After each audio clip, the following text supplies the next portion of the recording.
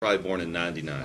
I was. So today we'll be talking about Chapter 34, Section 1. And the title is The 1990s and the New Millennia. During this time, we'll be focusing on politics. The Democrats gained control of the White House by moving their party's platform more towards the political center. This is the age of Bill Clinton.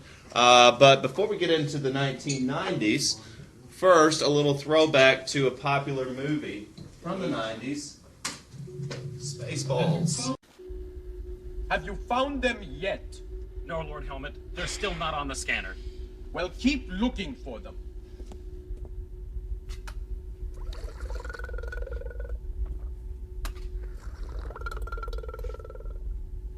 Pardon me, sir. I have an idea. Corporal, get me the video cassette of Spaceballs the movie. Yes, sir. Producers, 12 chairs, blazing cells, young Frankenstein. Colonel Sanders, may I speak with you, please? Yes, sir. How can there be a cassette of Spaceballs the movie? We're still in the middle of making it. Oh, that's true, sir. But there's been a new breakthrough in home video marketing. There has? Yes. Instant cassettes. They're out in stores before the movie is finished. Nah. Here it is, sir. Spaceballs. Good work, Corporal. Punch it up.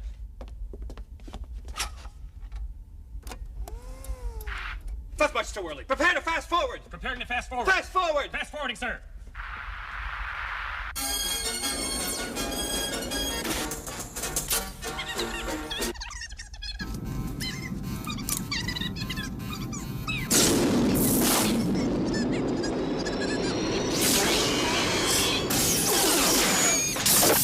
No, go past this. Past this part. In fact, never play this again. Try here. Stop.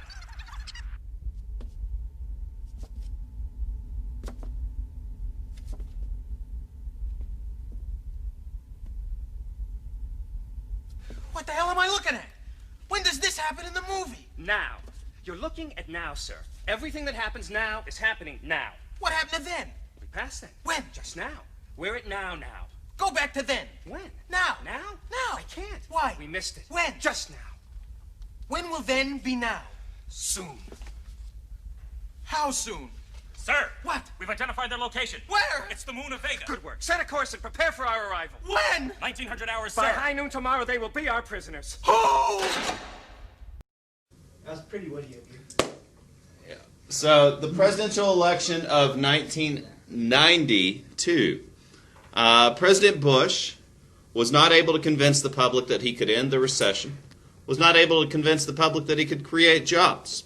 In this election, we have George H.W. Bush running for re-election, the incumbent president, versus William Jefferson Clinton, the Democratic nominee for candidacy for president.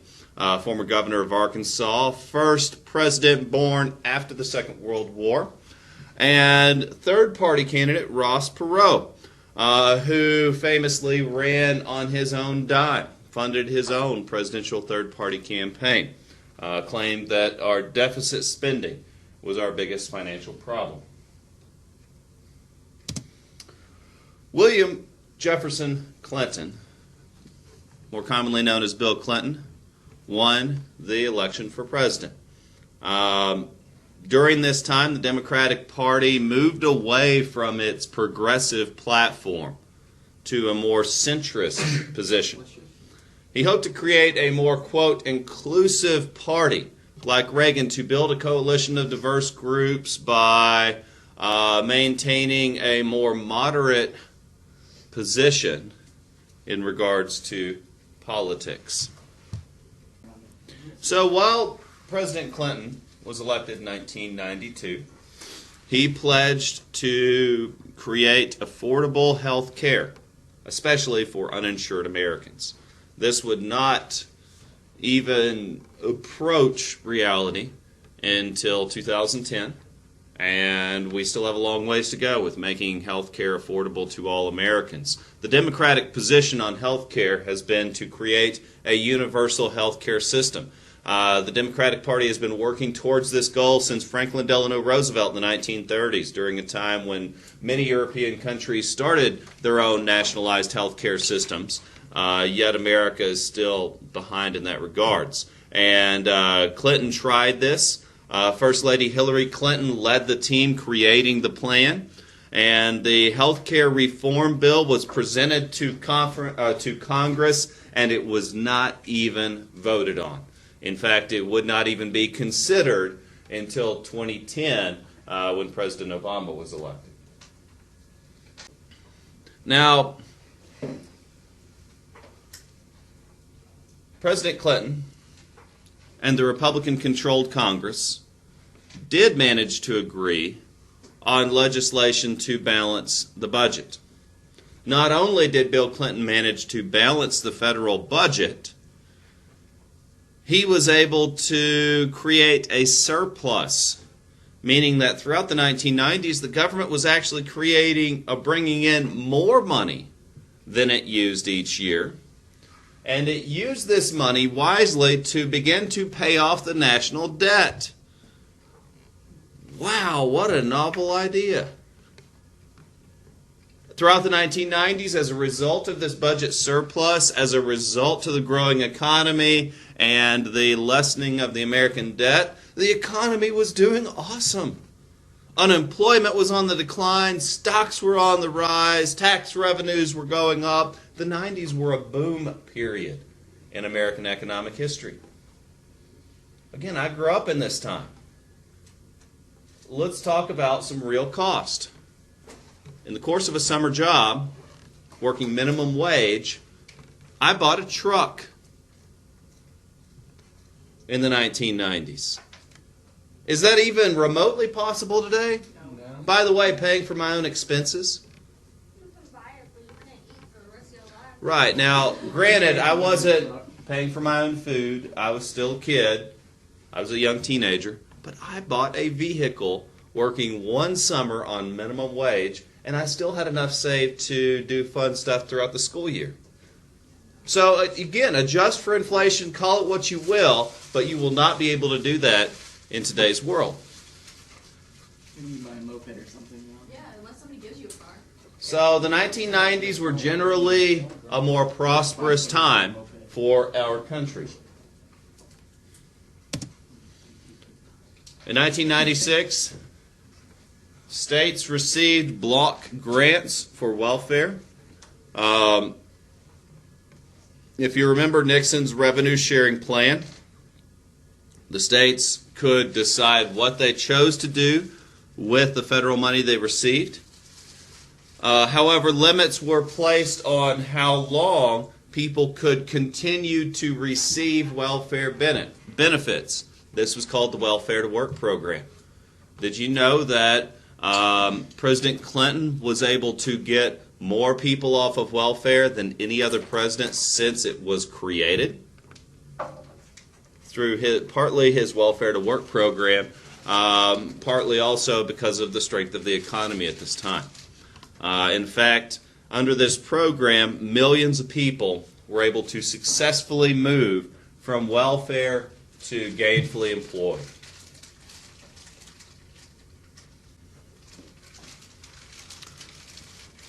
And now I want to briefly present to you the history of terrorism in the past 20 years. When I was a senior in high school, 2 students at Columbine High School in Colorado came into the high school armed with assault weapons and killed 13 students. Now, this great tragedy was shadowed by other similar tragedies. Copycat crimes followed, where other young people brought guns into other students, following the example of these 2 young people. And following this incident and string of related incidents, school resource officers were placed in schools, metal detectors in more dangerous schools, and students have been subject to random searches, and again, security levels of schools generally were heightened. The World Trade Center in New York City was bombed in 1993. This is not the 9/11 World Trade Center bombing. This was a different bombing. Terrorists used fertilizer-based explosives planted in vans. They parked the vans in the basement of the World Trade Center, and they managed to destroy the first 7 or 9 floors. Yet the building still remains standing. A couple years later, the Oklahoma City Federal Building was bombed, killing 168 people. The man responsible was arrested and remains in prison today. Throughout the 1990s, various U.S. embassies throughout the world were attacked. Military targets abroad were subject to attacks. We were engaged in a war on terror that was not called that. We had U.S. forces abroad hunting down various groups that was not specifically called a war on terror. Bin Laden was already a person of interest. Al-Qaeda was already of great concern. And we were investigating and searching for these individuals when on September 11th of 2001, terrorists hijacked 4 planes, crashed 2 of these into the World Trade Center, one about an hour before the other, and within an hour both towers crashed to the ground. One of these was crashed into the Pentagon, killing several hundred people, though not destroying the entire building. In each case, all passengers on the plane died in the crashes. One of the planes was retaken by the passengers and crash-landed in Pennsylvania, killing all aboard. The 2 planes that crashed into the World Trade Center within an hour of each other resulted in a massive loss of life. I'm sure you've seen footage of this. We'll watch a little footage in a moment.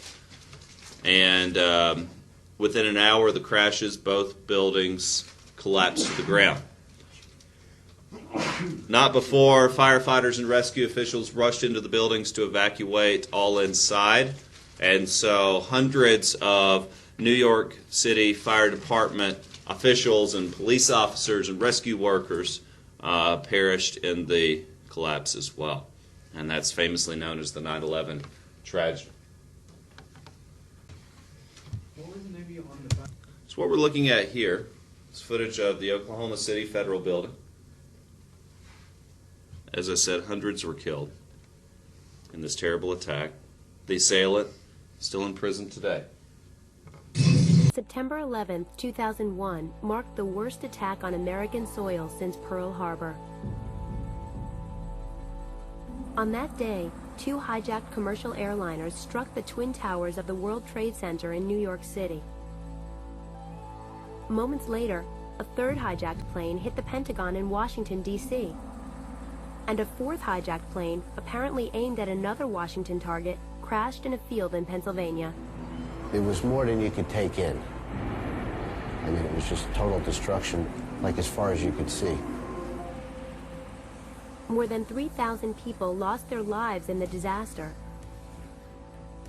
As Americans struggled to come to terms with the magnitude of the attacks over the following weeks and months, President George W. Bush announced a war on terrorism. His administration worked on plans to make the United States more secure by finding and punishing the terrorists responsible for the attacks. I want justice.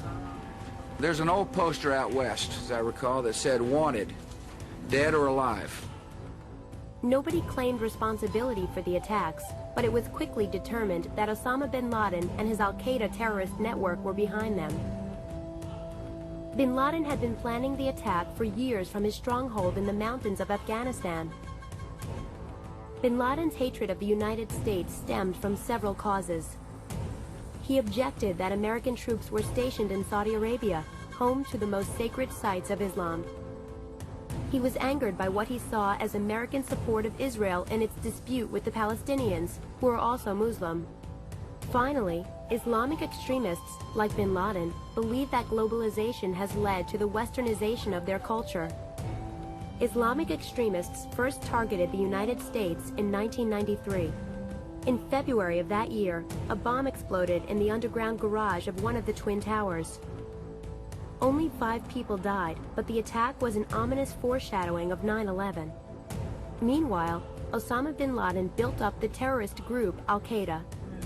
Bin Laden was bent on ending American involvement in the Middle East. On August 7, 1998, Al-Qaeda set off car bombs at the U.S. embassies in Nairobi, Kenya, and Dar es Salaam, Tanzania. The blasts killed 225 people and injured more than 5,000 others.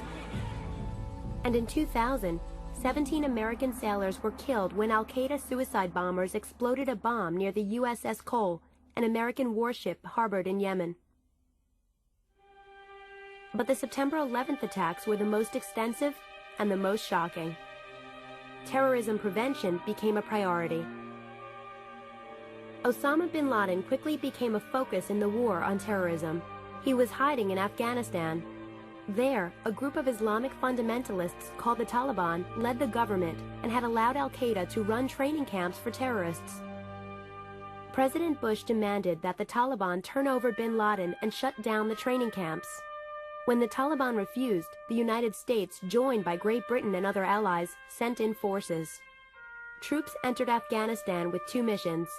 One was to destroy the Al-Qaeda fighters hiding there. The other was to remove the Taliban government from power. The American troops, joined by Afghan rebels opposed to the Taliban, succeeded in bringing down the regime within 3 months, and Al-Qaeda was driven from its sanctuary. American troops killed or captured several Al-Qaeda leaders, but the most wanted terrorist, bin Laden himself, was still on the loose. He thinks he can run and he thinks he can hide, but he's not going to be able to, so we'll get him. May happen tomorrow, may happen a month, may happen a year from now, but we'll get him. Still, bin Laden and Al-Qaeda remained active. If you look at the picture, since 9/11, we have seen more attacks in more parts of the world than ever before.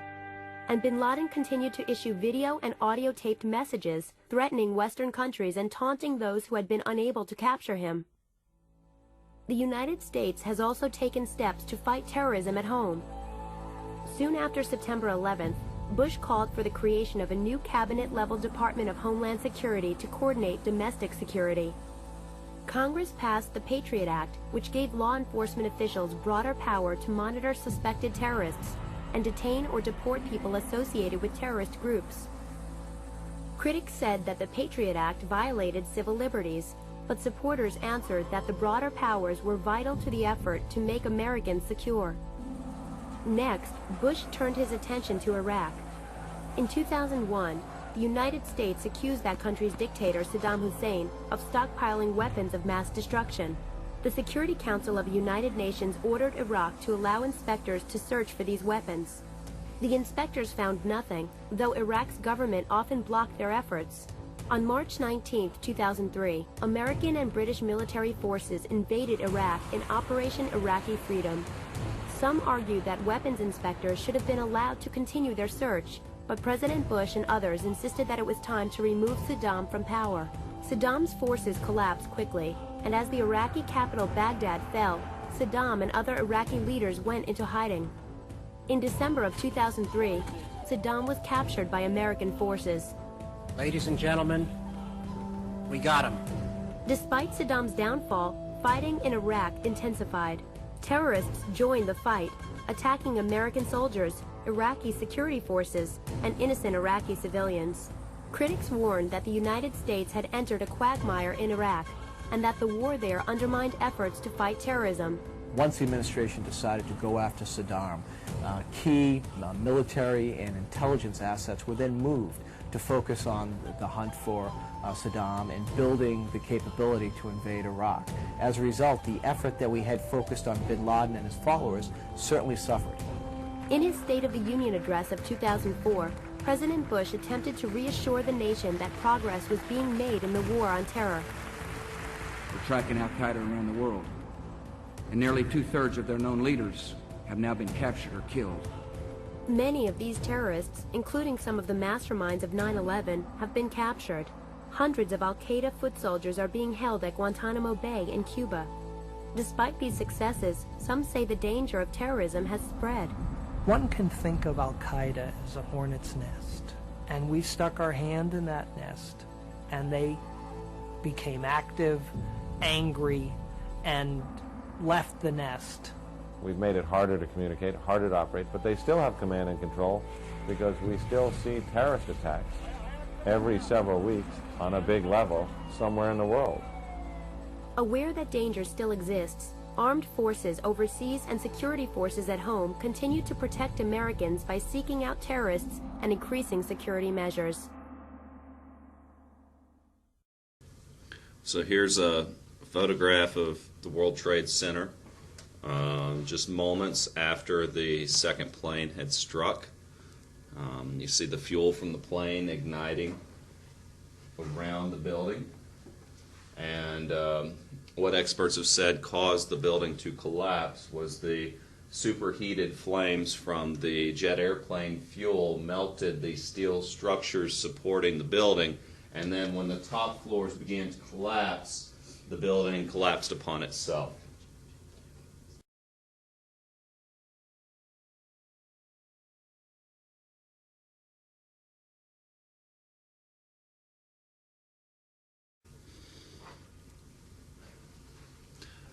Now, foreign policy challenges from the 1990s. The United States and Russia began to cooperate on economic as well as arms control issues. President Clinton supported giving China more permanent trade rights. Remember, Nixon opened up the door to China by going to visit, and then we've improved relations ever since. Throughout the 90s, we did have numerous situations of troops abroad. For example, soldiers were sent to Haiti, a tiny island country just south of Florida, to oust military rulers there. In 1995, we helped negotiate a peace agreement in Bosnia. We sent peacekeepers into a civil war in Bosnia to help resolve the situation there. Near the end of the 20th century, the United States and the North Atlantic Treaty Organization bombed Serbia to stop attacks in Kosovo. So we did have troops involved in various conflicts abroad. Just because the Cold War is over, that doesn't mean that we just withdraw all soldiers. We were still involved in numerous conflicts in both peacekeeping and regime change roles. Now on to your essay. This time around you are writing about the North American Free Trade Agreement. And this trade agreement united economies of Canada and Mexico and the United States, giving free trade license for companies operating and conducting and doing business between these three countries. So essentially, companies can locate themselves in Mexico, where labor is cheaper, and they can sell their goods to the United States with no tax penalty. So economically, our three countries are linked through NAFTA. And so you're writing and forming an educated opinion and then seeking to persuade your audience that your opinion is the correct one. You're backing that up with evidence, considering the counterargument, and all of the things you've done many times. Critics to NAFTA claimed fear that this could lead to a loss of jobs. NAFTA is still the trade agreement that we have between the United States, Canada, and Mexico. And it has resulted in numerous jobs going to places where labor is cheaper. And it has remained controversial. And it is a major topic in this election. Now, proponents of this have pointed to the economic prosperity it's brought for other countries, the international competition that it's opened up, resulting in better products for lower prices. Again, there are two sides to the story, and that's why you're doing an essay on it. Now, in 1999, demonstrators met at the World Trade Organization, which holds their meetings in Seattle, Washington. to protest not only NAFTA but other globalization efforts. In response, police and demonstrators also clashed in 2001 at the Summit of the Americas in Quebec in Canada. And plans have been made and have been discussed for a free trade agreement to open up this same type of license for the entire Western Hemisphere, giving all of South America the same trade rights that the United States, Mexico, and Canada enjoy. That has not yet been done, but those plans have been discussed. Now, in 1994, the Republican Party took control of Congress. Newt Gingrich led this movement, becoming the new majority Speaker of the House for the Republican Party. They led this takeover through a movement called the Contract with America. House Republicans promised that if they were granted a majority, they would pass laws requiring a balanced budget, lower taxes, as well as term limits for Congress. And so when the Republican Party gained control of Congress with a democratically led executive branch, even though Clinton was very much a moderate Democrat, a centrist politician, meaning trying to work on both sides of the aisle, legislature and executive often clashed over budget issues, often resulted in gridlocks because of a refusal to compromise. In fact, this refusal to compromise led to a government shutdown, which has occurred since. In fact, the last time it occurred was about a year ago. And a government shutdown occurs when the executive and legislative cannot agree on a federal budget. Now, this does not mean the entire federal government shuts down. Necessary departments seen as vital to the safety and security of our country remain open. Soldiers continue to get paid. However, quote, non-essential functions and departments are shut down temporarily. National parks are closed. Any non-essential personnel are laid off until further notice when the federal government can resume operations. In 1996, Clinton won re-election. Key issues were a budget standoff that the Republican Party was causing. Clinton's famous campaign slogan, "It's the economy, stupid," helped gain him quite a bit of support because, let's be honest, the economy was booming through the 90s, and a lot of people were giving Clinton, or the president often claims credit for the economy, and the president is often made the scapegoat of a bad economy. The economy was booming. Clinton's election was almost a sure thing. Running against him was Senator Bob Dole, and then Ross Perot ran third party once more. Now, I'm sure you've all heard of the sex scandals that plagued the Clinton administration. President Bill Clinton was accused of not only improperly using money for the governor's race in 1984, so a bit of an election scandal, but more importantly, he was accused of lying under oath about an improper relationship. I don't know if you've heard the famous phrase, "I did not have sexual relations with that woman." It was in regards to a White House intern named Monica Lewinsky, who accused the president of improper behavior while in office. Several other interns came forward and accused the president of the same. Evidence was found proving that the president had engaged in improper relations with this intern. Biological evidence was found on Monica Lewinsky's dress, linking the president to this individual in an improper way. The House approved impeachment articles, number 1 of perjury and obstruction of justice, And President Clinton became the second president in the history of the United States to be impeached while in office. Now, that means a trial is going to ensue. A trial to determine whether or not to fire the President of the United States. So far in our history, this has never happened. No president has ever been fired while in office. The closest we came was Nixon. He resigned before that could happen. The Senate did acquit the president, and he did serve out the remainder of his term. Meanwhile, the election of 2000, also known as the closest election in the history of our country. Okay, now the election of 2000.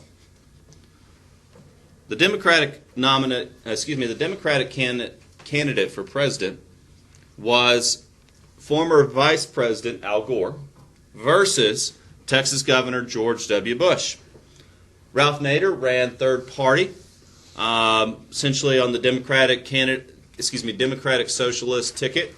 That was a third party candidate. He gained very little support.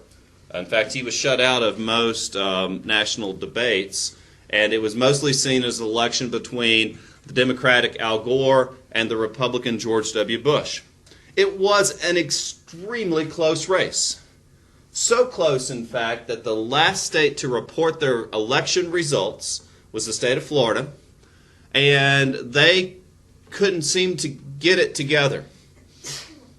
On the first vote, when the first election results were counted, the lead kept going back and forth. And the election was so close that whoever won the state of Florida won the presidential election. Now, in the first count, George W. Bush had won by only 527 votes. So that means that George W. Bush was going to be president because of 527 votes.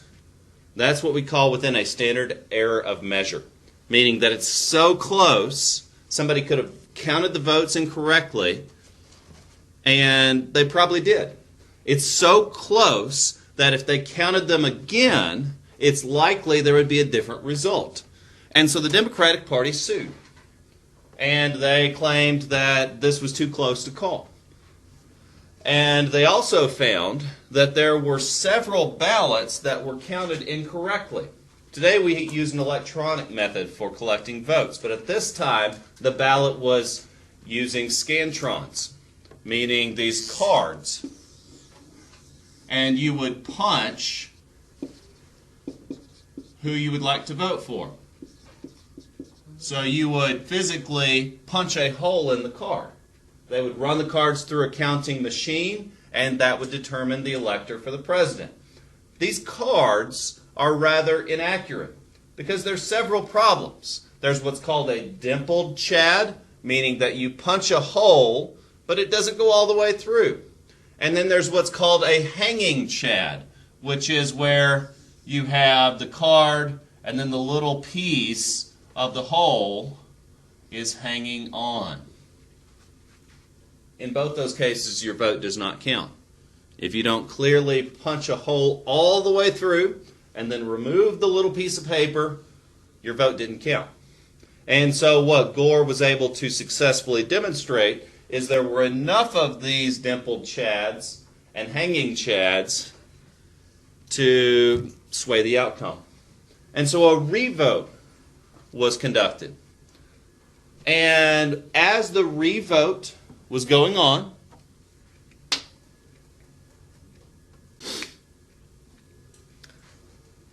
the alleged voting irregularities in several different counties suggested that Gore might be winning this presidential election. So the Republican Party sued. They sued, and it went to the U.S. Supreme Court. They said the recount needs to stop, and the original results need to be counted.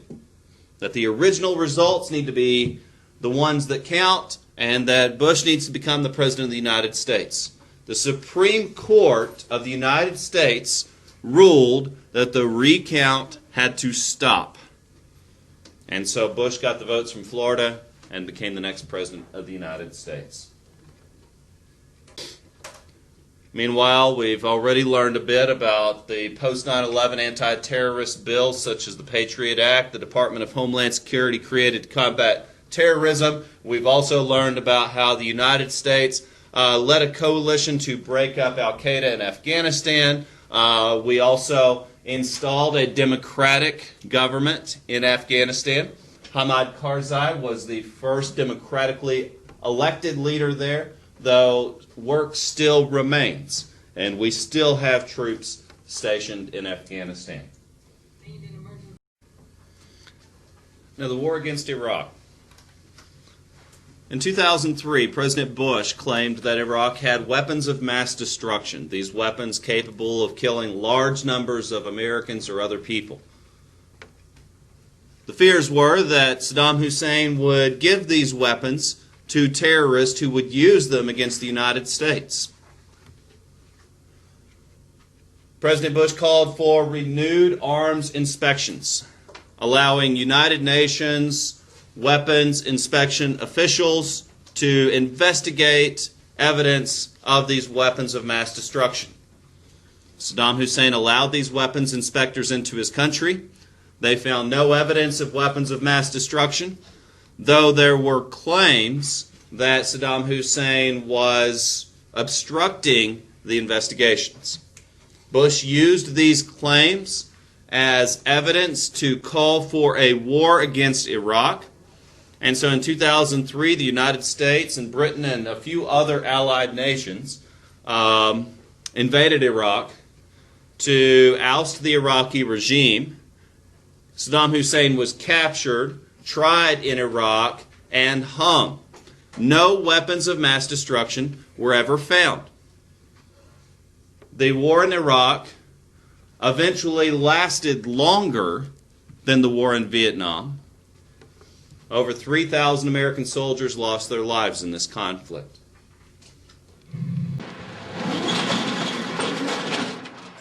To get a sense of just how deep the anti-American feelings run, I dropped in on a meeting of the Collectif Agir contre la Guerre, one of the biggest and most influential anti-war groups in Europe. They were instrumental in organizing the huge demonstrations that took place across Europe prior to the U.S. invasion of Iraq. They knew I supported military action to help build democracy in Iraq.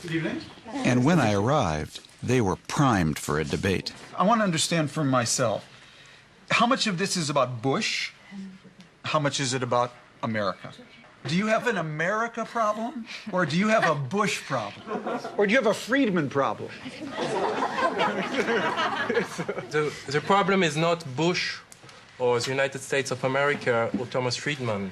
The problem is war. Today, all we hear about is that American soldiers are destroying the lives of Iraqi civilians. And so what we are asking for is a complete, immediate, and unconditional withdrawal. Let me ask this question. Is there any bad government in the world that is oppressing its own people who you would support external forces coming in to take down? In France, there are very few people who believe that you can liberate people by dropping bombs on them. But doesn't that leave you then supporting the tyranny of Saddam Hussein? I mean, there's no difference between George Bush and Saddam Hussein? Bush is worse? I'm not looking to legitimize Saddam Hussein's rule. I'm sure that no Iraqi cried for him. But prove to me that Iraqis are happy. Any image you see coming out of Iraq today doesn't seem very positive. And I'm watching Al Jazeera, and those images are not manipulated.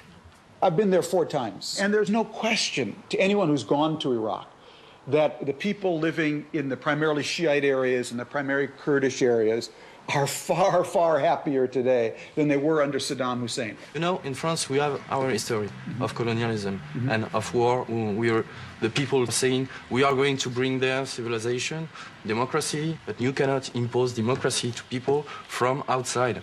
Maybe you can give them weapons. Okay, give them weapons and tell them now you can liberate. But there's one problem. The people who are using the guns aren't just using them on Americans, they're using them on other Iraqis. Yes. They're mostly killing Iraqis. Yes, like policemen or like the army. Right. Yes, these people are collaborators. We know what is collaboration in How France. could you I think possibly call them the policemen collaborators? They're desperate to want to have their own country. Anyone who works together with the occupation troops are collaborators. I think a resistance that blows up churches, that every day indiscriminately slaughters Iraqis who simply want to protect their own country, to put them on the equal footing, okay, with a resistance, okay, that doesn't even have the moral courage to say what it stands for. Because they don't want people to know what they stand for, because they stand for Saddomism without Saddam, okay? That's why they put masks over their heads. We are a movement for peace. We are against dictatorship, but you cannot have democracy and democratic rights under occupation. What did you think of the American liberation of France? You'd all be speaking German tonight if we hadn't done that. Though some of their beliefs might seem extreme, this group actually speaks for a wide cross-section of popular European opinion. In fact, Europeans seem to be growing even more anti-American, to the point where their views are not only influencing their government's policies, but actually ousting their heads of state. When an al-Qaeda terrorist attack in Madrid killed nearly 200 people, the Prime Minister of Spain, who had supported the Iraq War, was roundly defeated. Voters linked his backing of Bush's policies to the attacks in Madrid. The new Prime Minister immediately withdrew all Spanish forces from Iraq. Holland, Hungary, Portugal, and Poland, Ukraine, Italy, they're all pulling out troops under public pressure. For the first time in decades, political leaders of major allied nations are running against the United States in general and against George Bush in particular, and they're winning elections. This does not bode well for the old Western alliance. When President Bush visited Europe in February of 2005, hopes were high that a reconciliation could begin. Our strong friendship is essential to peace and prosperity across the globe. No power on earth will ever divide us. For all the promising oratory, neither side budged an inch on anything of real importance. Lots of lofty talk, but no practical plans for how to mend fences. Mr. Bush left Europe just as unshakable in his policies as when he arrived. And apparently, just as disliked by the European people. The old alliance continues to fray. Now, a little about Bush's domestic agenda. George W. Bush announced an education reform plan called No Child Left Behind. When this passed Congress and became law, American students were required by federal law to take high-stakes tests proving their competency, demonstrating whether or not they had mastery of a subject. Now, meanwhile, in Bush's domestic agenda, accounting scandals had a negative effect on the economy. In fact, throughout George W. Bush's presidency, many different Wall Street scandals, subprime loans, various corrupt trades are going to lead to a near collapse of the economy. Meanwhile, before the recession, Bush passed a $350 billion tax cut, claimed that this would strengthen the economy and create jobs. It did result in a check, a physical check mailed to every American worker in the form of a tax refund for a portion of our taxes. And the criticism of this is that most of these tax refunds went to the very wealthy. Meanwhile, the governor of California was removed from office in a recall election, and former actor Arnold Schwarzenegger became the governor of California for a time.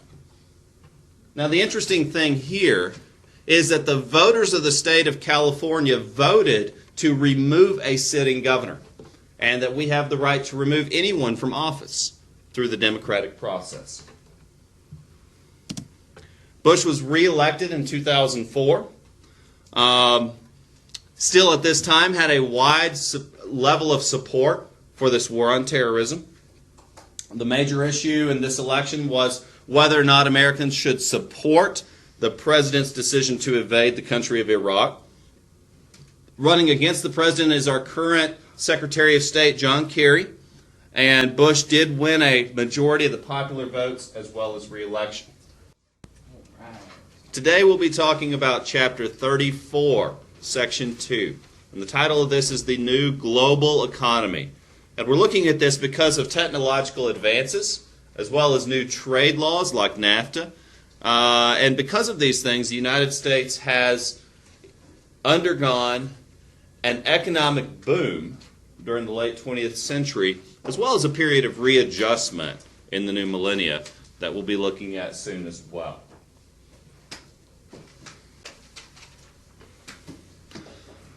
The economy has shifted. You could argue this shift began after the Second World War. The service sector of our country has grown. Generally, unemployment has declined. However, underemployment seems to be the new problem. Because while unemployment has fallen, many of these jobs are low-paying, part-time, or temporary. Most of these growing jobs are in the service sector, providing services to consumers. That means customers. For example, in Brevard, there was once a very large factory called Acusta. This very large factory employed people from all over the area, both Henderson County, Transylvania, and even folks from Buncombe commuted in to work at this giant factory. That plant closed in the mid-1990s. And now the Acusta site is an empty lot behind Lowe's. Various plans have been discussed on what to do with this large, empty, abandoned factory. About 5 years ago, the factory was leveled, and now it's bare dirt. Yet still, this prime piece of real estate has always promised the potential of someday industry returning to Transylvania County. Yet the current plan is to build a shopping center. While visitors to the county rejoice at the idea of having a local mall, a movie theater, possibly more shopping, local residents are frustrated by this idea. Because while a new shopping center could result in a growth of jobs, it's not the type of jobs that we hope to see. We have plenty of minimum wage service sector jobs. What we want are manufacturing jobs. What we want are high-paying blue-collar jobs. Those types of jobs aren't coming back, folks. Transylvania County, like so many other places, has had to evolve with the changing times. You see, Acusta was a lumber mill. It relied on resource extraction, meaning that loggers cut down trees, brought them to Acusta. Acusta turned them into things like paper or timber or lumber, hardwood, particle board, you name it. Those things can be acquired more cheaply elsewhere. And so the real investment, the more profitable investment, is going to be retail. That benefits the entrepreneur. However, for the worker, it leaves them underemployed. Service jobs pay less and typically have very few benefits. If you work at Bojangles, you have the pride of making Zach's breakfast every morning. What you don't have medical insurance. You don't have retirement. You don't have a steady income because your income is is dependent on the hours you put in each week. That makes it difficult to budget. That makes it difficult to raise a family. In fact, many companies with the quote, better jobs, like Acosta or DuPont wasn't always a state forest. It was once a film company. And because of the same factors in our shifting economy, DuPont packed up and left the area. The beautiful state forest was left abandoned for a time until it was sold to a real estate developer. And so if you ever go to visit DuPont, there's a little bit of history and tidbits if you're really exploring the park. And you see, number one, you'll notice there were old houses, halfway finished. There's an airstrip in the middle of the forest where these executives used to fly in for big fancy corporate retreats. There are many old structures in the forest. If you look hard, you'll find lakes that were built for various reasons. There's an old plant site if you decide to trespass and you want to really go see the true DuPont. There is the old plant site left abandoned. It was recently purchased by a rescue company so they can do training there. You see, as companies downsized, they cut jobs for efficiency. In many cases, moved their companies overseas to access cheaper labor. Why? Higher profits. Benefits them, the entrepreneur, hurts us, the worker.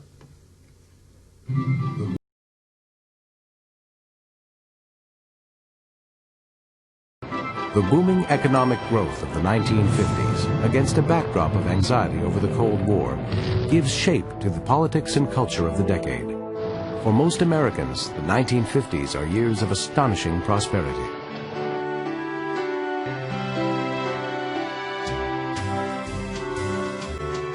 The war ends in the summer of 1945, and while there's some weakening in some of the key variables, by 46, 47, the economy is taking off again and entering a boom that will last well throughout the 1950s into the early 1960s. What are the reasons for that? One of them is that the world economy outside the borders of the United States has been devastated by World War II, and in fact, most of the leading industrialized nations have borne the brunt of that devastation. Britain, France, Germany, the Soviet Union, Japan, absolutely destroyed by this. The Europeans were turning to socialism. The British, Clement Attlee, throw out Winston Churchill and turn to socialism. The French. We're going to go a different route. We're going to make sure that the free enterprise system that we believed had made America so powerful was reinstated and then was able to take off. So the United States becomes the only major industrialized economy that's equipped and ready to supply Reconstruction. So there's a lot of external stimulus to the economy after the war. That's one crucial variable. Another is that American consumers throughout the 1940s had been accumulating vast savings out of their wages because so much material and some resources had to be diverted to war activity. So the war ends, American industry begins to shift back to civilian production, and consumers have lots of cash on hand. So we witness this vast boom in consumption expenditures that some segments of the American population never bought before in their lives. So the economy has a tremendous boom at home. So that's the second major variable. And then there's the third, which is the government. So suddenly the government is in a position to be a major customer for American industry, whether it's in military spending or in the construction of what we call today infrastructure, roads, bridges, tunnels, investment in new communications networks. All of these activities are suddenly on the horizon, and the government embraces them. There's an extraordinary need for housing after World War II. At the same time, the federal government is assisting the process of individuals owning their own homes. The GI Bill provides benefits for soldiers after the war, cheap loans. The federal government also helps to create the eventual suburbs because they're also building roads. They're creating loans for businesses and the like. Economic growth outpaces population growth by almost 10 to 1. No region of the country is affected more dramatically by this economic surge than the American West. The West is a very different place before World War II than it is after. It's this hard scrabble, largely not rural in terms of where the population lives, but in terms of many of the things that are produced. They come out of the West. It's basic commodities. After World War II, it's much more populous. It's much more industrial. It's much richer, and it's much more powerful. It is not just the climate that attracts newcomers to the region. It is the jobs that are created as a direct and indirect result of government spending.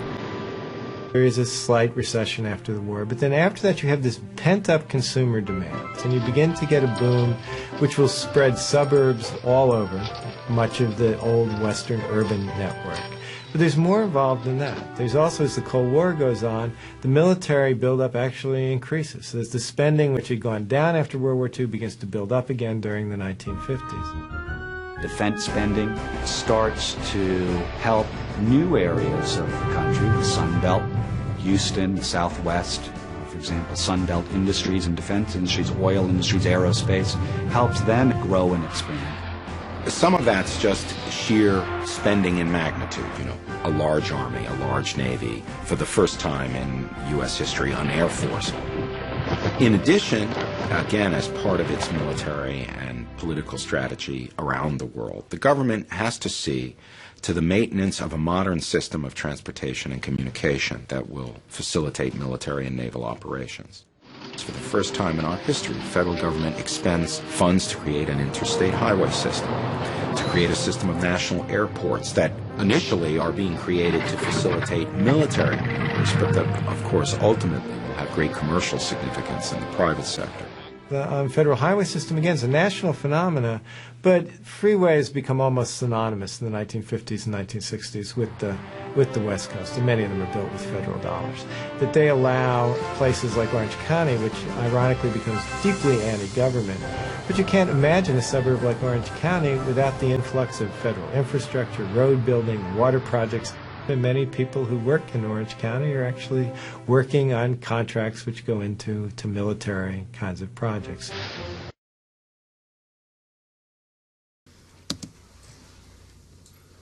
So the previous clip just explained the growth of American prosperity following the Second World War.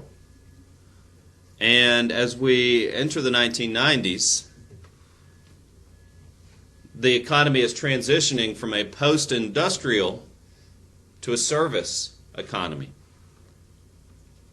Now, through the mid-1900s, manufacturing surpassed farming. This is what we call the Industrial Revolution, where we moved from an agrarian nation to an industrial one, where instead of making everything for ourselves, Americans begin to purchase things made in factories. Yet, from the Second World War to the present day, industrial jobs have been disappearing as factories have been moving overseas, as automation or computer-driven robots eliminate the need for low-skilled workers. Why hire 20 kids to work the registers in Ingalls when we can have robots running 8 of the registers and 3 kids watching those robots to make sure people don't steal stuff? That eliminates quite a few jobs. One could argue those jobs have been replaced. Those jobs were unnecessary, and the robots will pay for themselves through the lack of having to hire teenagers. Teenagers complain. They call in sick. They can be unreliable. Robots do none of those things. They work, and only one person has to fix them when they break. It's more efficient. And we're seeing the automation of many low-skilled jobs replacing many unskilled workers. And this is resulting in a decline in many manufacturing jobs. It spurs the economy because it is more efficient. However, it does mean a transition. We are a paperless classroom. That's wonderful. That's not wonderful for the logger. That's not wonderful for the paper mills. The paper industry has been in decline for the past 20 years, partly because of this move towards paperless. So paperless is good for the environment. It's good for the economy. It's less paper we have to make. It's more efficient. Yet, it's somewhat sad because the logging industry's outlook is not promising. The paper mill industry's outlook is not promising. Those jobs are going away. So the previous clip was from the movie Office Space, and this movie captured the corporate spirit of the 1990s. The protagonist worked in a software industry who was undergoing downsizing. The men that the protagonist was interviewing with were efficiency consultants. They were determining whether this young man was a viable candidate for downsizing or if he was a necessity to the company and needed to stay. The humor in the clip was based on the fact that the hero was being completely honest about his situation. In reality, this would have led to his termination. Since it's a movie, it led to his promotion. Now, he was pointing out inefficiencies in his own workday, as well as inefficiencies in the company. And what these consultants were seeking to do was trim the fat to make the company more profitable. If they can lay off 10 people and still get the same amount of work done, the salaries of those 10 people are now excess profit. And so the companies are going to seek to do that by any means necessary. Now, one of the growing sectors of the economy, post-World War II, into the present day, has been that of the technology sector. I'm sure you all have heard of Bill Gates. Everybody knows he's the richest man in the world. Congratulations, Bill Gates. He founded a software company called Microsoft. There's some great movies out there following his story. I'm sure you've known or heard that he and Bill Wozniak and Steve Jobs were close friends when Steve Jobs and Bill Wozniak developed the idea of a graphic user interface for communicating with computers. Bill Gates took this idea, called it Windows, made it accessible, and essentially drove them almost out of business. And there was a time where Apple's future was uncertain because the new Windows software became the dominant operating system in the tech industry. So Bill Gates made a fortune. In fact, the tech industry has grown so incredibly that we have a separate stock index to measure the tech industry. Because for various reasons, the tech industry operates on its own time frame. While the Dow Jones goes up and down and up and down and has recessions and boom times and all that scary stuff that makes for a very confusing lesson, the NASDAQ, the measure of the technology stock index, has done this from the time of its creation. It has never experienced a recession or a depression. It has continued to grow since we created it, making it one of the more safe investment options. Why? Makes perfect sense. Technology represents efficiency. Why did I go paperless? Sorry, it's not because of my deep felt concern for the environment, though I do care about the environment. It's because ultimately, I hate grading tests. I hate it. A trained monkey can check to see if A, B, C, or D is the correct answer. I think it's silly. It's a waste of my time to grade, bubble test. It annoyed me about growing up and having to help my dad grade test. It just, ugh. I saw that as a huge, colossal waste of time. Therefore, I invested my time into going paperless so that I would never have to grade bubble test again. Makes it more efficient, allows me to focus my workday on things that are more productive. Ergo, we get more done in here. Why are we paperless? You can type a heck of a lot faster than you can write. True story. So we can get more done. We can produce more as a class. High-tech companies in the 1990s were often called dot-coms. And that's because as the internet was becoming more accessible and popular and bandwidth was increasing around the country, more companies were putting their information online into dot-coms. Nintendo.com, Microsoft.com, Google.com. And these dot-coms, Amazon being one of the more famous of the 1990s, expanded rapidly. In fact, investment in these dot-coms expanded rapidly. Oh, to be a website developer of the late 1990s, you would never have to work again. If you knew how to code HTML or write JavaScript or C++ in the 1990s, you could have made a fortune. Seriously. It was a boom time in what was called the dot-com era. But it also represented a bubble. You see, so many people noticed that the dot-com era was leading to a rapid expansion in the tech industry. So many people were investing in it.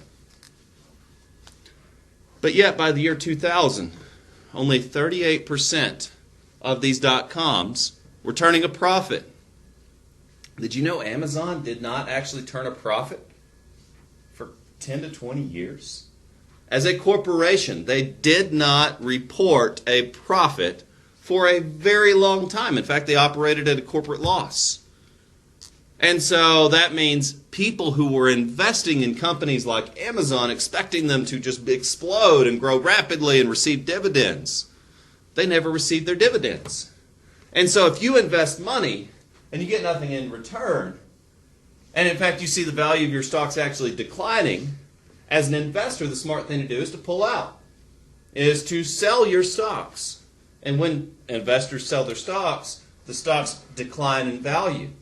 And that leads to a bust. And if you want to learn more about the stock market, I would suggest watching the movie called The Big Short, starring a number of high-profile actors. It explains the recession that we went through recently. It's a really fun movie. And many of these dot-coms went out of business in the year 2000. General investment of the World Wide Web dropped. And this, combined with a number of corporate scandals in the tech industry, led to a loss of faith in the technology market. Now, as you're all well aware with your devices that you're linked and hooked and addicted to, the tech industry recovered, and the NASDAQ has continued to increase steadily. Yet, the early 2000s were an uncertain time for the future of the tech industry. But as you know, we pulled through. International trade. In the 1990s, American trade with other countries represented 1/4 of the entire U.S. economy. This means that globalization has become an integral part of the U.S. economy. This also means that American industries are subjected to international competition on an unprecedented scale, and this is increasing. The General Agreement on Tariffs and Trade, known as GATT, you can call it GATT, was revised to lower trade barriers, making it more possible for countries to do business with one another.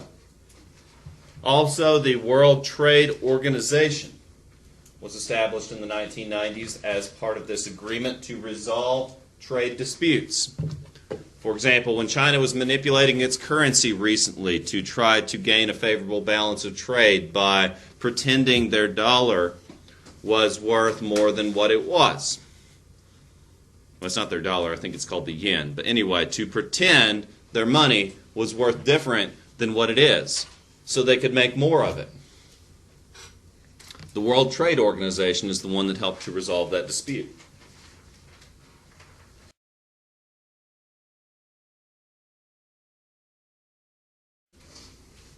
So with the growth of international trade, which has led to the growth of international competition, American businesses have moved operations over to lower wage countries. Why pay you $7 an hour to do a job when I can pay some Chinese kid to do it for $2 an hour? As a business person, that's an easy decision.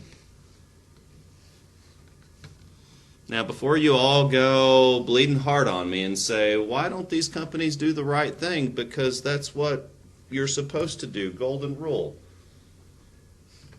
Why don't you buy the more expensive American-made product instead of the one made in China? Or why don't we just move to China and steal there? Why don't all Americans buy the more expensive locally made product than the one made overseas? We can't place all the blame on the greedy corporatist. No, they're the ones who ultimately made that decision. Because they saw a buck to be made and they made it. They were allowed to and they did. That's how the world works. If cheating is legal, then people will cheat. Currently, outsourcing of labor is legal. Therefore, companies will outsource labor. And you will buy the product at a lower price than you would purchase it if it were made locally.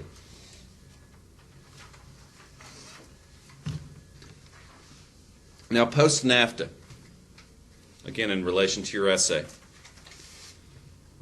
and this PowerPoint was made back in 2006, so I need to update this stat. Over 100,000 jobs as of 2006 have been lost in U.S. manufacturing, and these jobs have located to Mexico.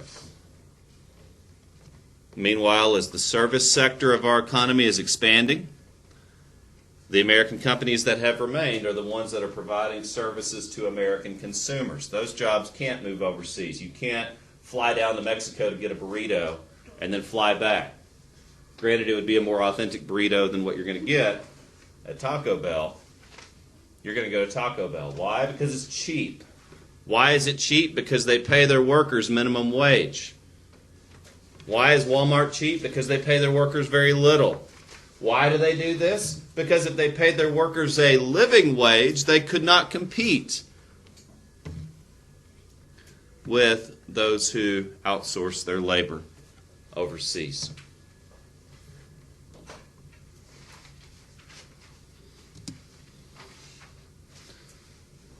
In the new millennia, the global economy has begun to slow down. Developing countries, what we once called the Third World, what were formerly European colonies, think Africa, think parts of Asia, think parts of the Middle East, have suffered from a drop in foreign direct investment. We now understand that the U.S. economy is directly tied to the world economy, and that what happens here affects the global economy.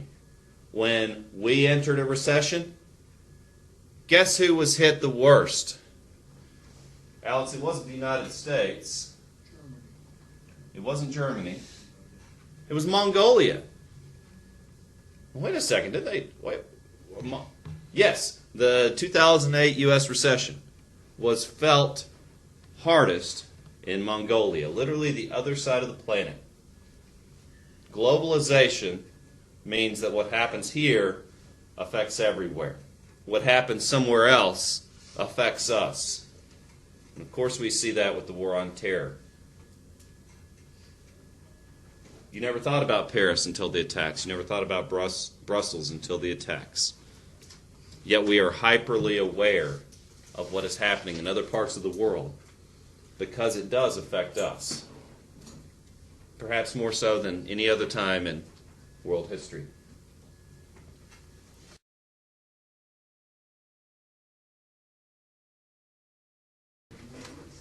So today we'll be talking about Chapter 34, Section 3. And the title of this is Technology in Our Modern Life. Technology has changed the way we live. It's changed the way we communicate. It's changed the way that we move around. Advances in technology have arguably increased the pace of our lives, but they have also provided for many of our comforts and conveniences. And I've got a clip here to illustrate.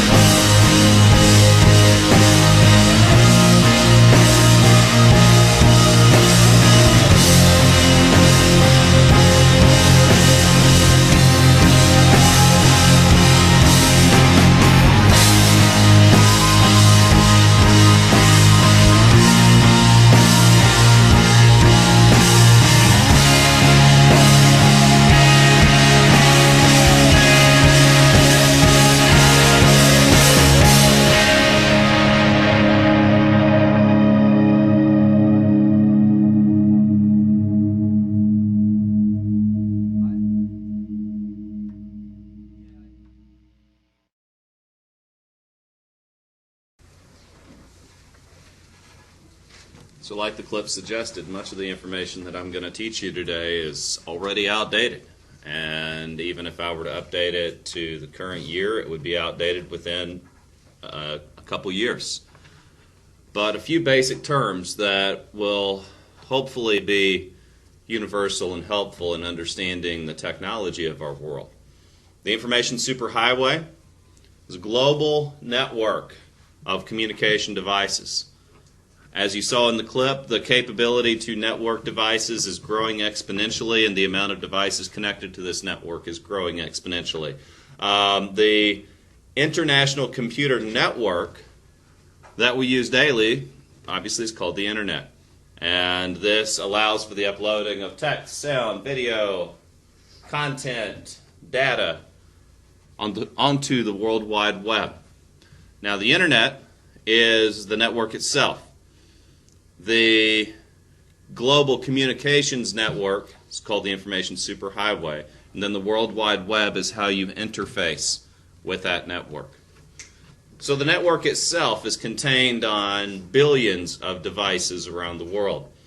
These devices connect to the network and become a part of the content which is there simply by virtue of getting online.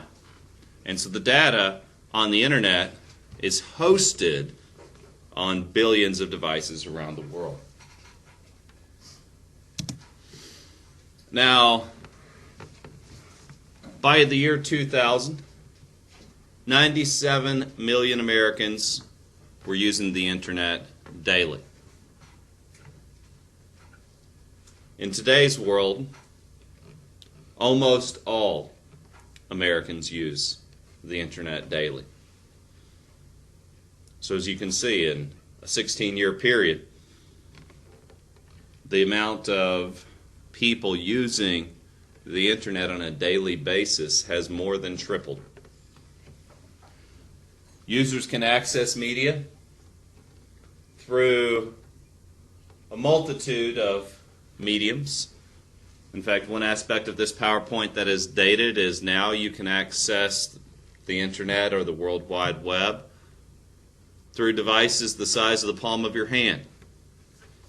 And perhaps in 10 years, these devices will be implanted into your bodies. In fact, the technology already exists, and some people are already connecting to the Internet through implants that have been surgically put into their bodies. So the capabilities are limitless. And you are now able to work and live and socialize and play and conduct business entirely through the web. You could have an active social life and never leave your house. You could have a lucrative business from anywhere in the world while you travel. Conduct your business on a bus or a train or a plane or in your car. Someday, very soon, cars will be driving themselves, allowing you to conduct business as you commute. So this idea of telecommuting was a novelty when I was your age. Yet now, is becoming increasingly practical.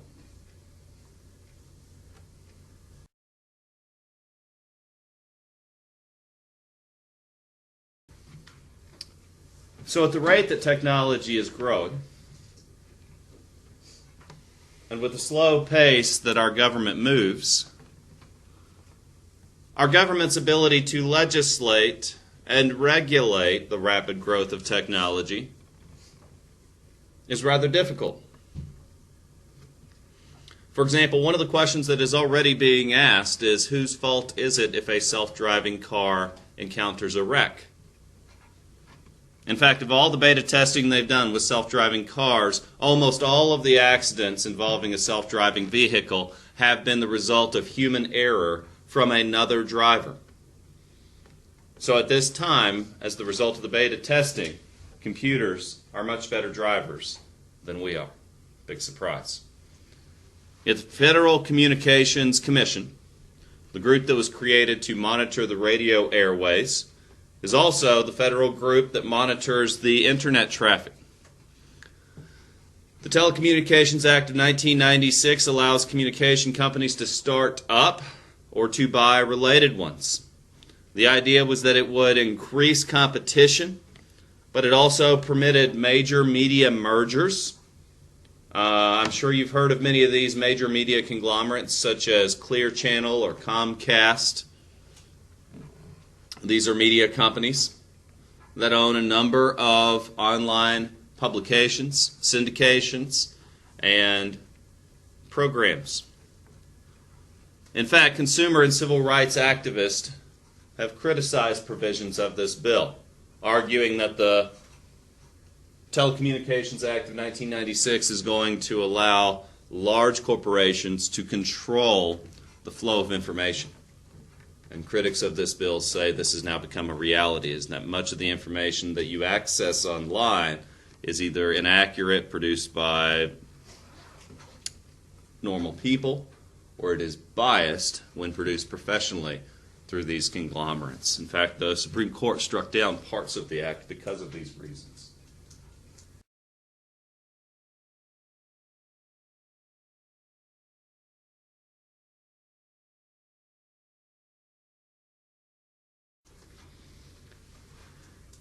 Now, again, some of the information here is dated. Virtual landscapes.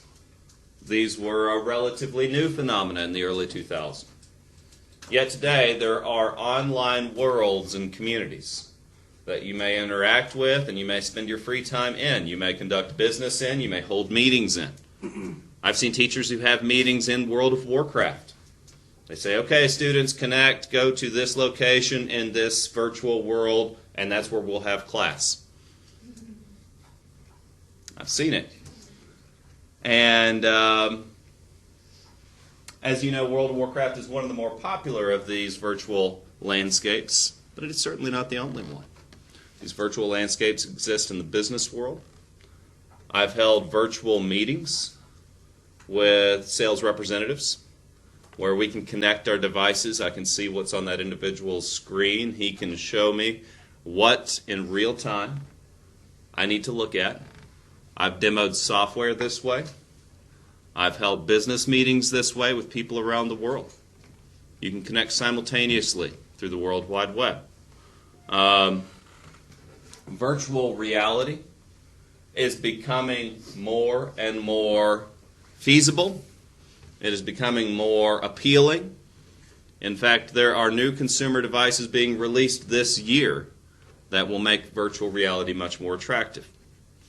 Now, as computer capabilities increase, some point to the possibility of what is called the singularity, that we may reach a point in our lifetimes where the intelligence of robots exceed that of human beings.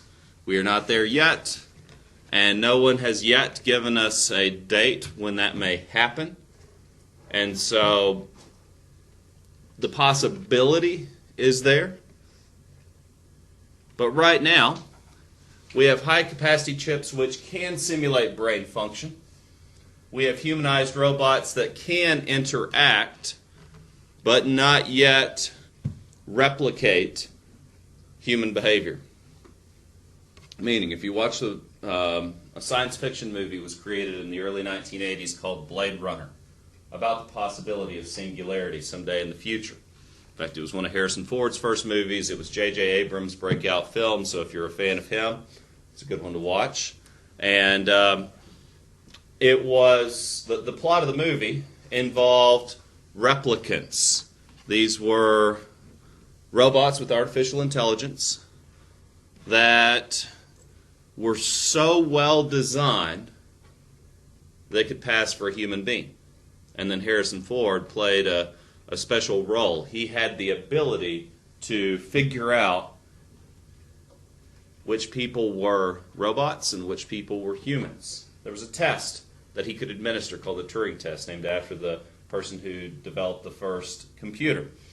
Again, we're not that advanced yet. However, the technology is growing. Artificial intelligence is quite phenomenal at this point. In regards to space exploration, Again, let me update the information. We currently have a timeline for colonizing the planet of Mars. Within our lifetimes, this may very well happen.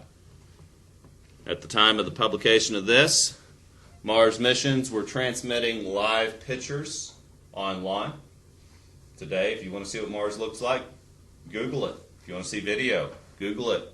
Great. We have access to information giving us data from galaxies away. The International Space Station is quite a remarkable thing. It is the largest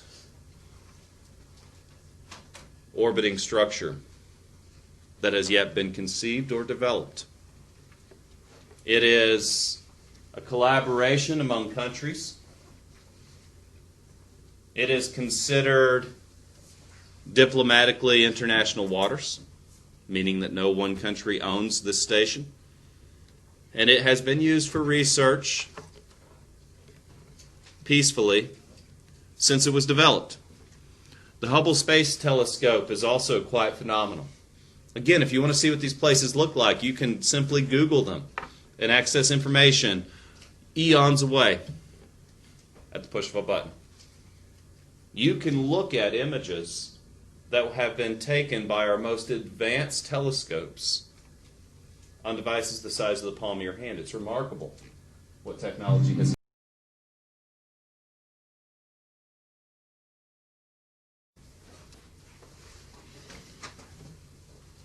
In the year 2000, the human genome was almost completely sequenced. In fact, we've reached a point where we can determine genetic deficiencies causing lifelong conditions. We can eliminate the potential for parents to pass on these genetic deficiencies to their children. We are in that brave new world that Mr. Huxley wrote about. DNA evidence can be used to confirm the guilt of individuals who have committed crimes or prove the innocence of defendants. Through looking at the smallest details of biological evidence, we can determine who was in a room at the time a crime was being committed. Forensics can determine from the tiniest bits of skin fragments, which we all leave behind. It's gross to think about, but there are bits of you that you will leave in this room today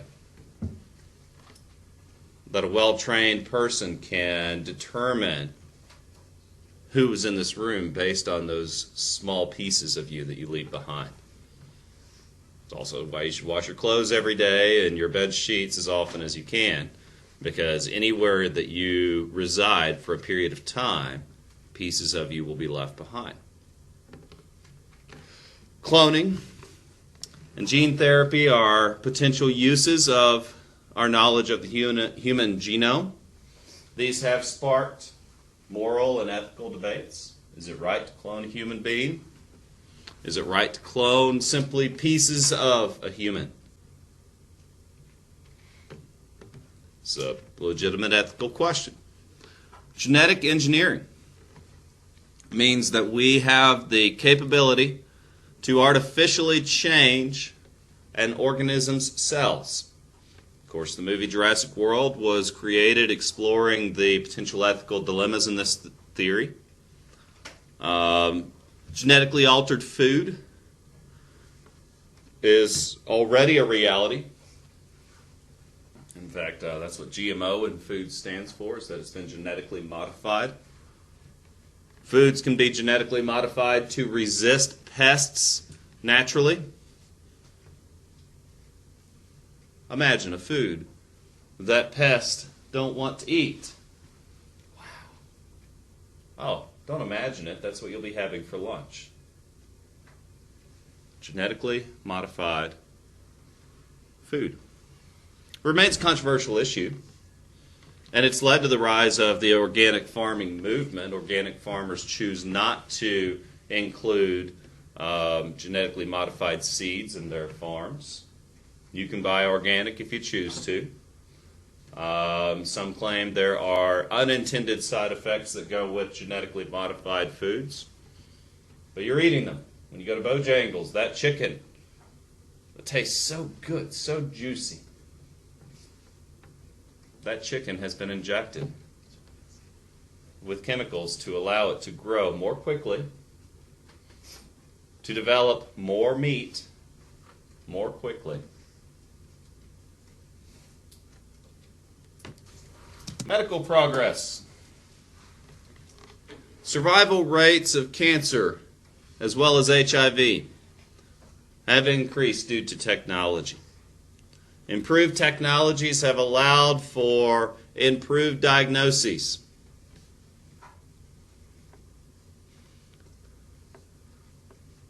Where will medical technology lead us in our lifetimes? I have no idea. What will this mean for our country's population?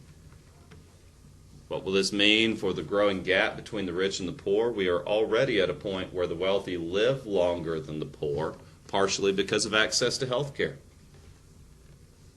If we reach a point where organs can be grown and replaced, at what point will this stop? Now, currently, those who understand these sciences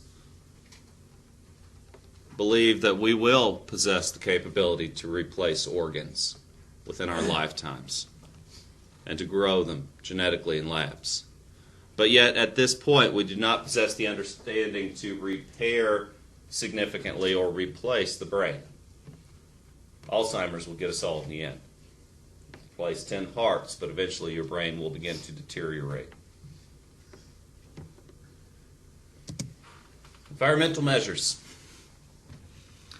Scientists have been seeking ways to reduce our dependence on polluting fossil fuels, and this technology is growing rapidly.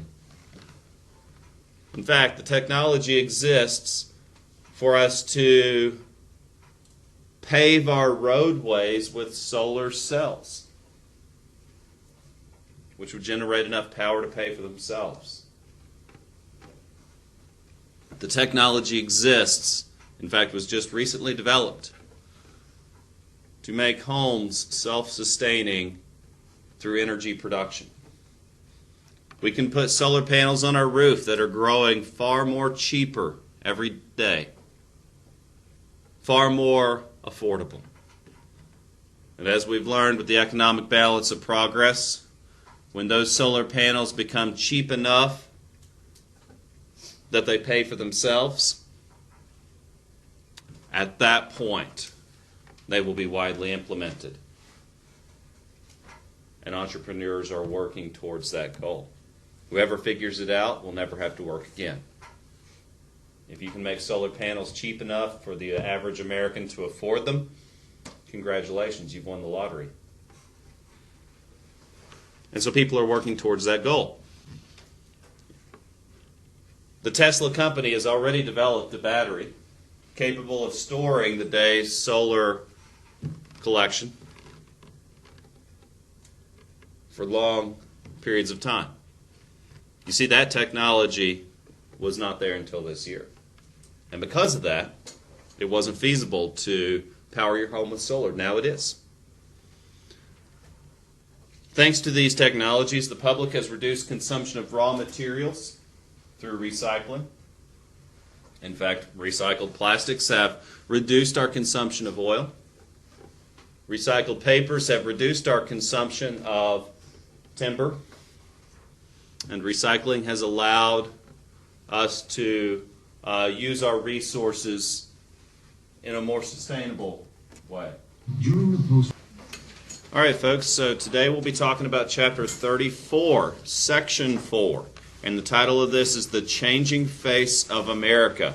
A friend of mine called it the gray tsunami, that people are getting older, that our U.S. population is growing more diverse, that we are a multicultural society. We always have been, but the demographics, that is the ethnic makeup of our country, is changing and will continue to change throughout our lifetimes.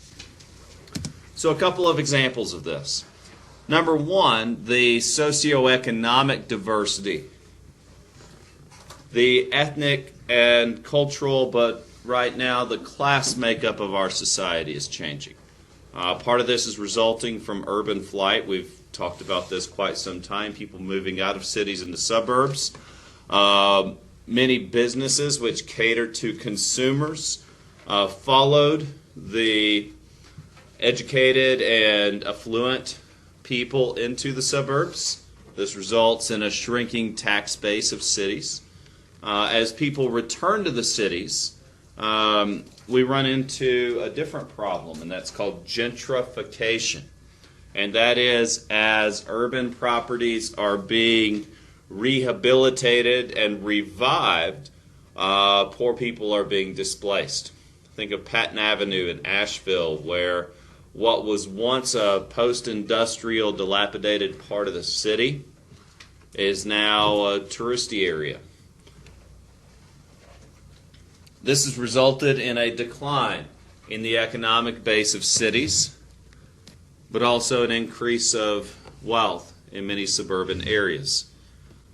So as people are returning to the cities, the inner city urban areas of many of our large cities are becoming more touristy places where upscale restaurants and bars and places of entertainment are locating. However, again, the question is, where do these poor people go? By 1960, a third of the nation's population lives in suburbs, a demographic shift that is almost without precedent in American history. If you were to go back and ask your grandparents what cities were like in 1952, they would likely remember Hartford, Connecticut, or Akron, Ohio, which had vibrant life downtown and where the department stores were centers of activity at Christmas, and people rode the bus and people didn't lock their doors and all this sort of stuff. So you would think, well, wasn't it wonderful in the 1950s? The problem is that in the 1950s, all the signs were toward the suburbs. By the 1940s and 1950s, you see a shift in the nature of suburbanization in a couple of ways. One is it's happening now at unprecedented levels. And secondly, you begin to see the mass production of housing taking place. You have some really brilliant developers who come up with the idea of things like Levittown, housing developments that can be built extremely quickly and cheaply. And that, of course, results in this kind of architectural monotony that we see in a lot of developments that were built in this post-war period, because you do that by making them the same, pretty much. It's sort of an industrial approach to home building. And young couples just simply flock to them, so that you find, for the first time, particularly lower middle class, second generation or third generation immigrant families moving to the suburbs looking for a new privacy that they're able to have in the suburbs of the big cities. This was an opportunity for people to get out of situations in cities that they felt were really terrible. Living in extended families in a 3-story house with grandparents on the 3rd floor and the parents and then the children, this was a situation people wanted to get out of. And the other thing that happens, though, too, is you see more intensive levels of segregation happening, especially by race. And simply the fact of physical sprawl allowed for greater social distances to really take root. In 1950, let's say, or 1960, the criticism of the suburbs was that they were all white flight from the city. And they're white in part because there are housing covenants that are established that make it impossible for people to sell to people of color. Banks will not give them loans. There are a lot of devices by which these residential areas maintain their whiteness. Many suburbs are African American suburbs, have been for a long time. The critics didn't look at that. And even the white suburbs, as D.J. Waldy has pointed out several times, had diversity. They had different kinds of people. So it's not such a suburban, evil, monotonous picture as critics drew. The Great Migration to the suburbs also influences family life and the roles men and women play. The fact that men tend to work in the city is often thought to mean that women should care for things at home. Women's participation in the workforce increases steadily throughout the 1950s. Despite all of the arguments that women should be in the home, all of the images that we have in popular culture, for example, June Cleaver in Leave It to Beaver, who stays at home with the family, or the mother and father knows best, right? Our image is of the housewife in the home, but women are working in increasingly large numbers, and married women are working, and women with children. It's really quite at odds with the public expectation about women's work. We're all aware of the sort of feminine mystique, which is really about contradictory messages that a society sends to its women.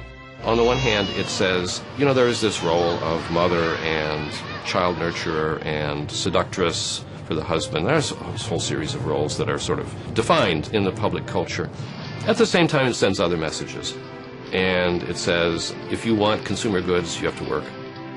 What's interesting about the type of jobs that women are taking, however, is that they're viewed as sort of secondary work. So, for example, women who had highly skilled, better paying jobs during World War II still go back into factory work, but they're in jobs that are called women's jobs, and they're less paid and less valued. So, for example, in the packing houses, the women have jobs in things like slicing bacon or preparing food, but they're not moving carcasses around or doing any of the cutting, which they had done during World War II. And I think that women deeply felt the contradiction of that in the 1950s. And obviously felt it because it explodes in the early 60s into the women's movement. But men also receive their share of contradictory messages.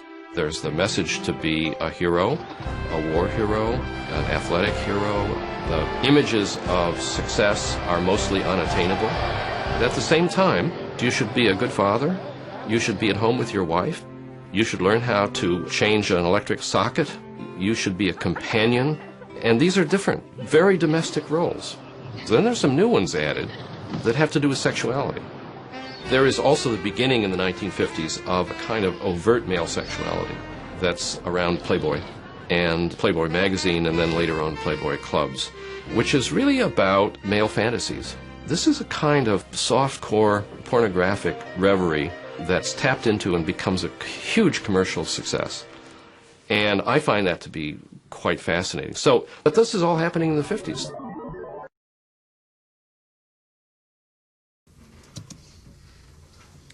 All right, so suburban living. In the 1990s, we see several trends. More people are able to work from home thanks to telecommuting. More minorities are moving into suburban life. More people are able to access the comfort of a lifestyle of the middle class. Within suburbs, cities and suburbs begin competing for businesses to increase tax revenues. Television begins to exert a profound effect on American life in the 50s. By the end of the decade, it replaces newspapers, magazines, and radios as the nation's most important vehicle of information. Much of the programming creates a common image of American life, an image that is predominantly white, middle class, and suburban. There's been a very good book written about the family in the 1950s, and the title is The Way We Never Were.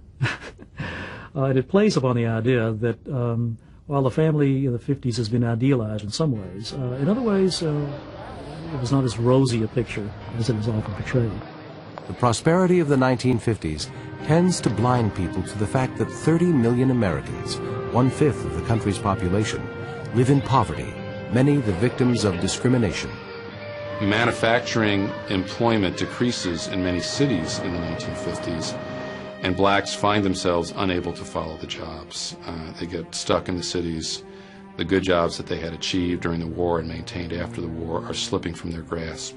And because of residential discrimination and other forces of racism in American society, they don't have the same ability as white workers The vast majority of African American women are just still dealing with just basic issues of survival. And they are being discriminated in the workplace. They are being abandoned by the men whose children they have. And the family still calls on them to be the primary support. Rural poverty is on the rise. Large landholders may prosper, but small farmers and sharecroppers find it difficult to survive. The Bracero program, which brought migrant workers from Mexico during World War II, continues in the post-war years. These braceros, these men who worked with their arms, who did physical labor, chiefly in agriculture, would come to the United States for a period of a few months, labor in agriculture, doing the work which few local residents in the United States wanted to do anymore in this booming economy, and they would return to Mexico to live with their families for the remainder of the year. Now, we know that many of these Mexican immigrant men came over and over and over again, repeatedly, over the course of those 22 years. And in the process, really linked in this human chain of circular migration, Mexico and the United States in this post-war period. As white families move from cities to the suburbs, more and more inner-city neighborhoods become vast repositories for the poor, ghettos from which there is no easy escape. Take Chicago, for example. African Americans are forced into some of the oldest, most rundown sections of the city of Chicago, areas that really even the poorest of white immigrants were leaving at that point. And they will find that white communities adjacent to these areas create a kind of a cordon around them. So not only are there limited choices for housing, but there's no space for the black community to expand. And so you have an ever-increasing number of people, in an increasingly congested area. Here and there, the ghetto, as people come to call it, will expand by blacks breaking into adjacent white neighborhoods, sometimes violently, sometimes by white or black real estate dealers sending blacks in, some who look like white buying properties and then announcing, the blacks own this territory, and the whites flee. And so the ghetto sort of forces itself forward. And yet, despite the stain of poverty, of life in the ghetto, some members of the black community are sharing in the affluent life. In a way, that everything that Booker T. Washington had been struggling for at the beginning of the 20th century comes to fruition in the 1950s. In some ways, it was the best of times for blacks economically.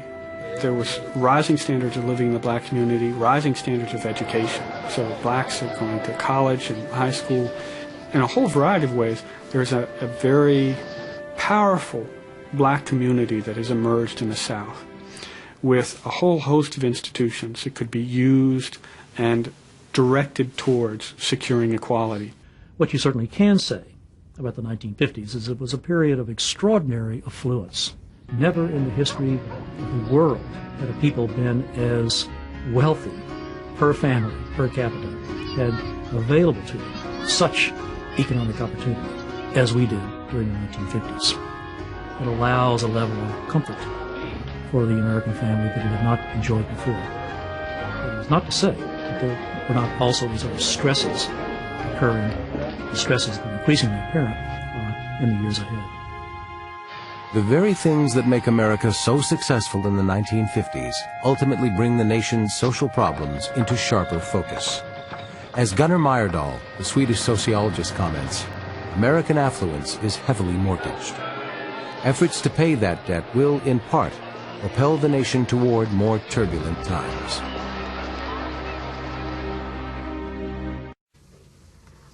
All right, and so now let's talk about the aging of America. People live longer than any other time in our history. The median age, that is the average age of the American person, has increased for several reasons. Number one, we live longer thanks to medical advances, thanks to better lifestyles, healthier food options, cleaner air. We live longer. Also, more children survive infancy than ever before. And the baby boom generation does represent the largest spike in the American birth rate in our history. Generally, our population growth has stabilized since the Second World War. So that does mean that we are having fewer children in the present day than we were in the Second World War. And so because we are having fewer children, generally, and because our previous generation had so many children, then by 2030 it is expected that 1 out of every 5 Americans will be over the age of 65. So there are concerns associated with this change. Number one, programs that pay for the elderly will become a growing part of the federal budget, such as Medicare, which pays the medical expenses for senior citizens, Social Security, which pays for partial retirement benefits for senior citizens. These may have to be restructured to avoid higher tax burdens on working Americans in the future. For example, when Medicare and Social Security were passed, the average life expectancy was 65. Well, it just so happens that you turned 65 in 1968 and you become eligible for those benefits, upon which the federal government is expecting you to die soon. So the purpose of those benefits were to provide for the elderly in their final years. Well, now, many Americans are living to 80, to 90, and by the time we get there, perhaps even longer. And so the concern with Social Security and Medicare beginning benefits at 65 is those benefits may have to be extended over a 30-year time period if people continue to live so long. And that will not be sustainable.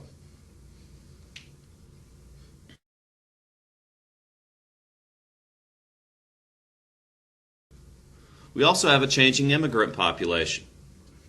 From 1970 to the year 2000, the United States population grew from 204 million people to 284 million people. Thousands of people enter the United States every day. 2,000 people immigrate legally every single day into the United States. And it is estimated that up to 10,000 people immigrate illegally every single day. In fact, in the 1990 census, it was estimated that there were around 3.2 million illegal immigrants. And today that number has grown. And some estimate more than 10 million people live here illegally today.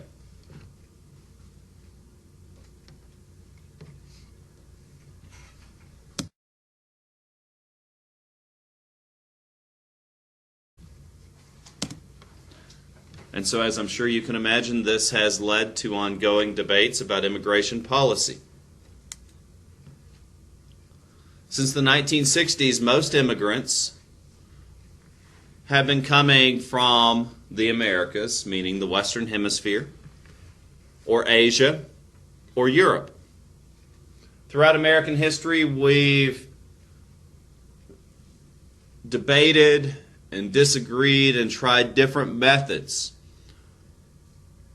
Some of these questions have been over how many immigrants to allow into the country each year. Now, Proposition 187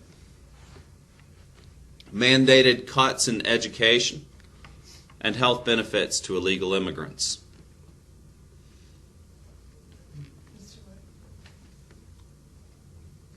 Now, for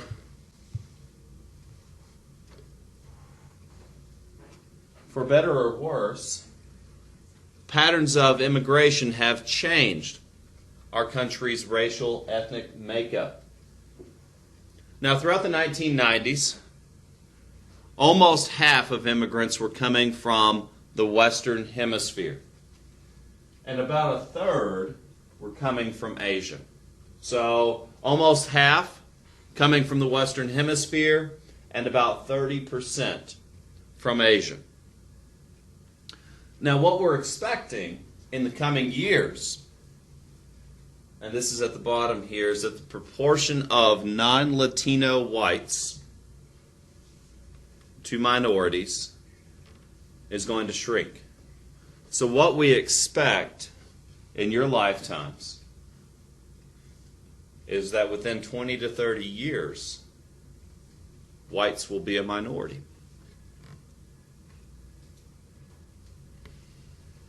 And that is what's going to happen. Partially due to immigration, partially due to a declining birth rate of affluent Americans. But the reality is that non-Latino whites will become the minority. Latinos will eventually be the most populous group in America within our lifetimes. Barbara Coe was the driving force behind Proposition 187, a referendum that appeared on the California ballot in 1994. Our research reveals that illegal aliens come here for three primary reasons.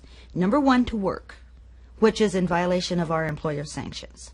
Number two is for the benefits. That is a beacon to people throughout the world, and it's advertised in foreign countries.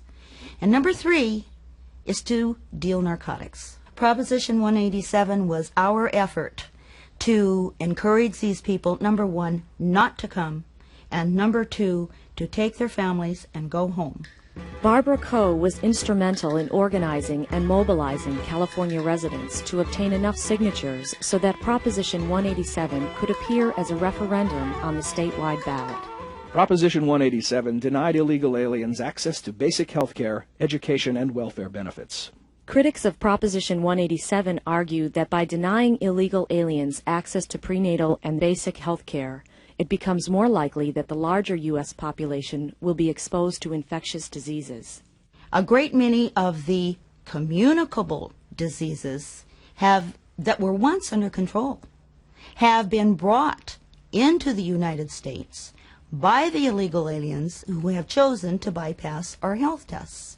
In some of the more heavily impacted illegal alien communities, some of those communicable diseases are reaching epidemic proportions. We're only hurting ourselves if we deny women prenatal care. Every dollar of prenatal care money that we spend saves at least $3 or $4 just in the first year of the life of that child. So we're not saving any money when we deny prenatal care.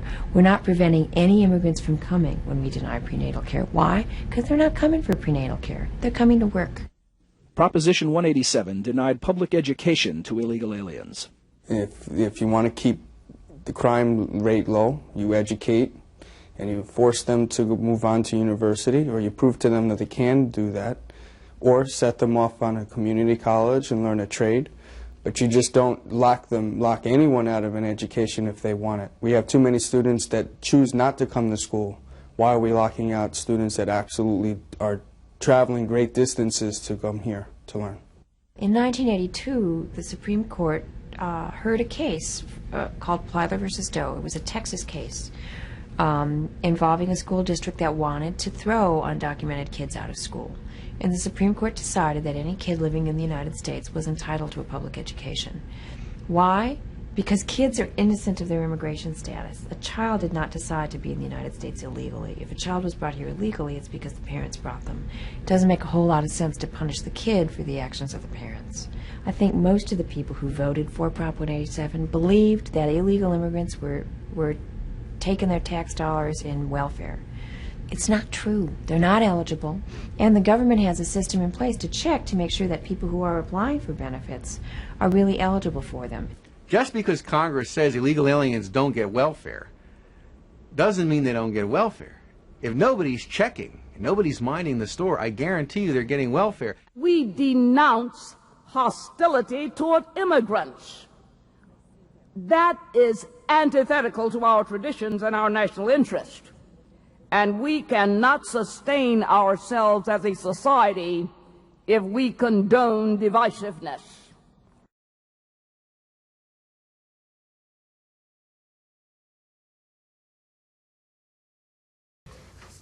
And so there you just heard both sides of the debate.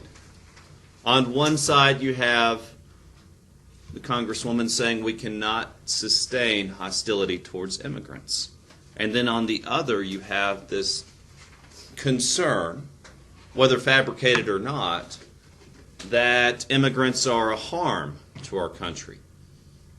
And whether that's a viable argument or not, that's an argument that many people are making, and that's one that we have to understand to get at this divisiveness that is affecting not only our election, but our country's culture today. And so what is to be done about so many people coming into the country? Because, however you feel on that issue, it's happening. And Proposition 187, the idea of cutting off services to immigrants, was extremely divisive, as you heard, and in fact was overturned by the Supreme Court. Because like they said, it is not the fault of a child. The choice is of the parent. And cutting off services to people living in this country does not benefit this country. If anything, it increases the crime rate, increases the disparity and desperation of people coming in. Now on to Native Americans. The Native American community tends to have higher rates of poverty, suicide, and alcoholism than that of white Americans. The practice of gambling on reservations remains controversial, yet it has provided money for jobs, for education, and for social services that the federal government in many cases has refused to provide. Like it or not, Native Americans retain the right to ignore state laws on their reservations. Those reservations belong to that tribe. Now, the United States today. Environmental concerns remain a global issue, despite some people's attempts to ignore the issue or spread disinformation. We continue to face problems with poverty, the growing disparity of income gaps, the growing class differences between the rich and the poor. We continue to face problems with terrorism, if not the frequency of terrorism, the fear of it. And as your book closes,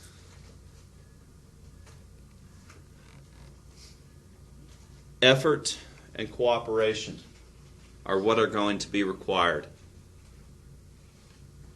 to move forward as a society. And that only by working together can we grow as a community and learn to tolerate and care for one another.